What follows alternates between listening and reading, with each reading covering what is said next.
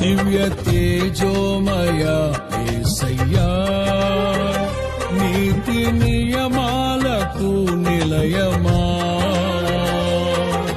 నిన్ను నమ్ము నీ జనుల న్యాయాధిపతి నీవై నడిపితివి జయ ధ్వజముతో.